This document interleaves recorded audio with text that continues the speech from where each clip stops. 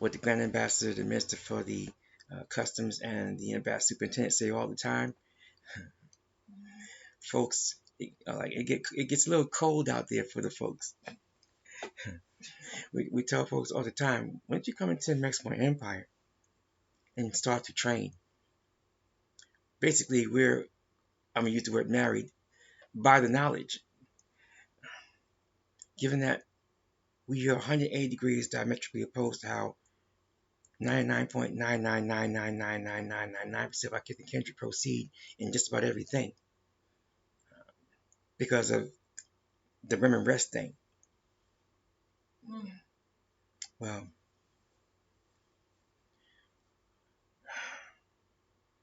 being around folks who don't have training sufficient to not do that which is rim and rest detrimental, once you learn what that actually is, well, parties begin to make themselves see certain things in a different light, and they begin to regret stuff.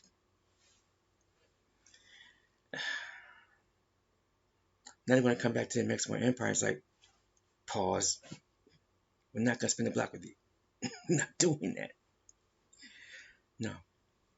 And there are those who have run afoul of my ambassador superintendent. Since the Minister for the Interior and Distinguished Noble Shina are no longer the ones that will see who's getting amalgamated first, there are those that are seeking to come aboard, become amalgamated. And we won't know anything about it because if they're in out-of-line areas, they're going to show up on an LAR. And when that local activities report comes in and lands on the desk of the ambassador superintendent, he has a very long memory and he's ultra unforgiving. So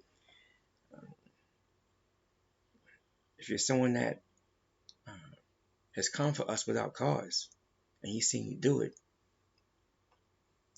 well, he will tell that lieutenant ambassador or that district ambassador or that regional ambassador that party's not coming aboard.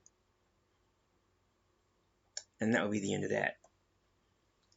And since the ambassador superintendent only answers to 15 folks within the Amexem-Moor-Empire jurisdiction and venue, since all of my ambassadors under Article 2, Section 1, Clause 6 of our Constitution answer to my ambassador superintendent way before the ambassador in charge would find out, way before the national ambassador would find out, way before the grand ambassador would find out, we won't know anything about it. If you don't come across one of us directly and say, I'd like to amalgamate within the Amexem-Moor-Empire, and I actually attempted to do so before, we'll be like, really? Back in the old days, we would have seen that and we would have worked with you. Nowadays, we are grown. We have staff that we didn't have back then that are further trained, further along, and doing quite well in their abilities within the Amexem-Moor-Empire jurisdiction and venue.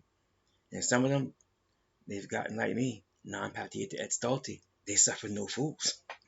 So I know that once folks come into the venue and they've gotten some training,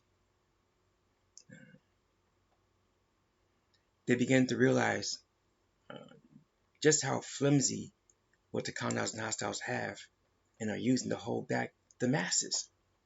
But they also know that the bulk of the masses reject the information. That's their choice to do. They have been programmed for so long. They are merely educated as opposed to being learned. And they hold on to that mere education, that programming for dear life. And you can basically tear someone's quote-unquote world apart when they realize just with language how messed up they really and truly are. They will argue you down about having a free national name when only a corporation has a name. And you are a living soul, not a corporation. And when you show them this is crystal clear beyond question, doubt, or dispute, the look of hurt on their face, they have a hard time letting go. Letting go they must do, though, because the rem and rest detrimental is just that, rem and rest detrimental. And when folks realize that they have contracted all their rights away and all their protections away because of the Bremen Red Detrimental, then they may come around to stop doing that.